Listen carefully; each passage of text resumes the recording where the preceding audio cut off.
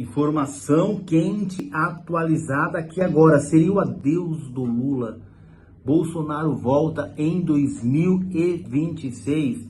E esses ataques que o Alexandre de Moraes vem sofrendo. Tudo isso aqui agora no nosso canal. Vou trazer para vocês vídeos atualizados. Vou trazer para vocês as últimas atualizações. Tem coisa nova aqui, hein, gente? Tem coisa nova. Olha, aperte os cintos e vamos para cima, porque tem muita coisa pra gente ver aqui nesse vídeo. Vai ser bem rápido, bem pontual sobre essa questão. Adeus do Lula, Bolsonaro volta em 2026 como elegível, vai poder participar. E esse inquérito vai rolar, não vai acontecer? Já tem data desse julgamento? Como está essa situação? Dá uma olhada você mesmo aqui. Mas antes, deixa o seu joinha para mim, esmaga o dedo no like, deixe os seus comentários aqui, que é importantíssimo os seus comentários. E se inscreva no canal, tem um botão aqui embaixo para você se inscrever. Vem, vamos dar uma olhada aqui no que nós temos de atualizado agora no nosso giro, porque aqui eu trago a informação, mas você tem o seu espaço aqui democrático para você deixar a sua opinião. Quero muitos comentários aqui e pelo menos uns 10 mil likes, hein? Vamos lá? Deixa eu trazer aqui a declaração do ex-presidente Jair Bolsonaro, que foi citado 535 vezes nesse relatório de 884 páginas da Polícia Federal. Ontem, em Brasília, Jair Bolsonaro se pronunciou, então, pela primeira vez sobre o indiciamento no caso da suposta tentativa de golpe de Estado. O ex-presidente classificou as acusações como absurdo. Os inquéritos, ninguém tem dúvida, até pelos áudios vazados do Tagliaferro com Ailton Vieira, que o processo todo é conduzido, é alterado o tempo todo. Inclusive tem um grau de sigilo mais alto possível, para exatamente ser alterado a maneira que convém ao encarregado do inquérito. Nem vou falar que vocês estão cansados de saber que o inquérito não tem a participação do Ministério Público, a mesma pessoa faz tudo. E no final dá o relatório e vota para condenar quem quer que seja ainda. Golpe de Estado é uma coisa séria. Como disse agora há pouco o presidente Temer, tem que estar envolvido todas as Forças Armadas, senão não existe golpe. Ninguém vai dar golpe com o general da reserva e mais meia dúzia de oficiais. É um absurdo o que está falando. Jair Bolsonaro também negou ter participação em algum plano para permanecer no poder. Da minha parte, nunca houve discussão de golpe. Se alguém viesse discutir golpe comigo, eu ia falar, tá tudo bem, e o after day? E o dia seguinte, como é que fica? Como é que fica o mundo perante a nós? A palavra golpe nunca esteve no meu dicionário. Ao negar a suposta trama de um golpe de Estado, Bolsonaro afirmou que o estado de sítio chegou a ser estudado depois de o PL ser multado em 22 milhões de reais por contestar a segurança das urnas e o resultado das eleições de 2022. No entanto, o ex-presidente destacou que essa possibilidade foi descartada. Na coletiva, o ex-presidente sugeriu aos jornalistas e à população que solicitem, por meio de lei de acesso à informação, os detalhes de um inquérito que trata da suposta invasão aos sistemas do Tribunal Superior Eleitoral em 2018. A Oeste já acionou a Lei de Acesso à Informação. Eu não vou ser esse criminoso de falar para você que está lá dentro. Mas realmente, não é preocupante, é horripilante o que está nesse inquérito. 3 páginas deles apenas interessam. Só 3. Tenho aqui decorado na minha cabeça, mas não posso falar. Tem de vista ele ser confidencial. E ali, esse inquérito de 2018, as eleições de 2018 e não de 2022, bota um ponto final na confiabilidade ou não do nosso sistema eleitoral. O que eu peço a vocês da imprensa. A imprensa, para o meu advogado, é outro assunto. Via Lai, peçam esse inquérito 1361/2018. Se conseguirem, só ligar para mim que eu digo a página para você descobrir algo que é inacreditável. Para o meu advogado, eu solicito a ele, porque quem decide dar página a ele, que peticione também o senhor Alexandre de Moraes, para que nós possamos ter acesso a esse inquérito, para que possamos esclarecer as eleições de 22 via 2018. Isso é fundamental. Tem gente que tem dúvidas, tá? E nós podemos dissipar essas dúvidas com um documento oficial produzido pelo próprio TSE. Bom, Silvio, deixa eu só registrar aqui mais uma vez que a Oeste já acionou a Lei de Acesso à Informação, pediu acesso a esse processo 1361 de 2018, que o ex-presidente Jair Bolsonaro faz referência. Vamos aguardar.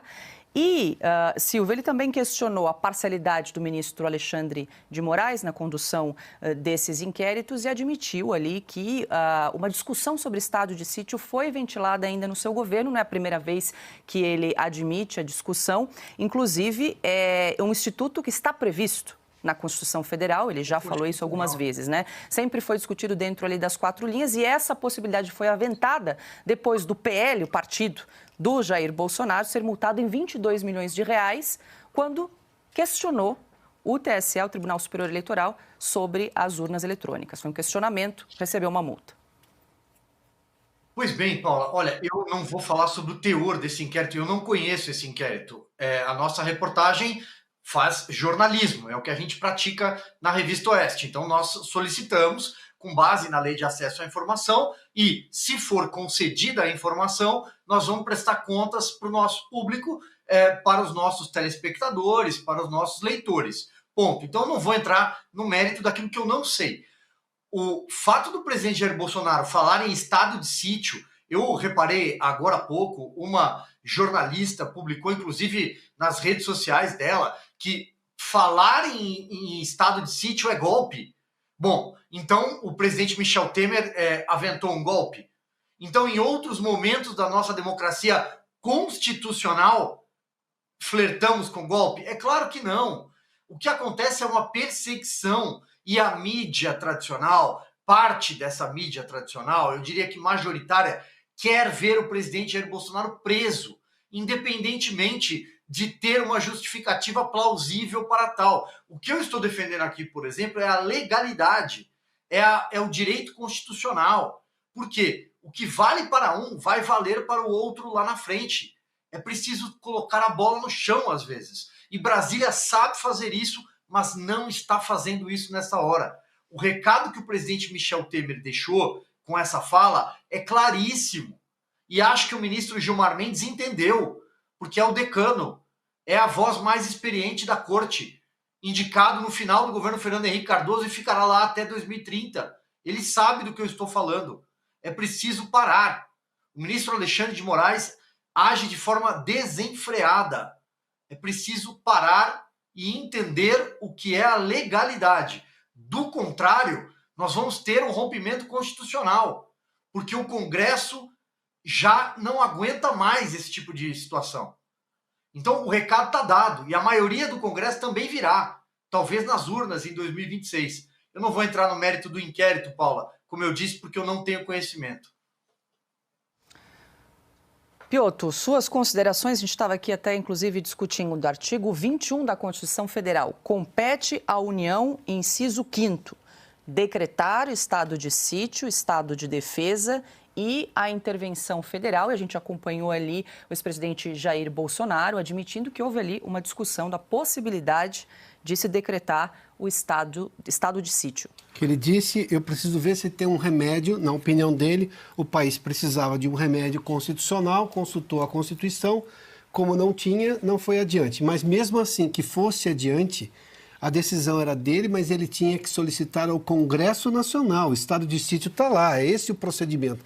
Antes ele tem que ouvir, se não me engano, é o Conselho da República e o Conselho de Defesa, são os órgãos ali do Executivo, ele ouve, tem, digamos, o parecer positivo e depois solicita isso ao Congresso Nacional, que pode dizer não.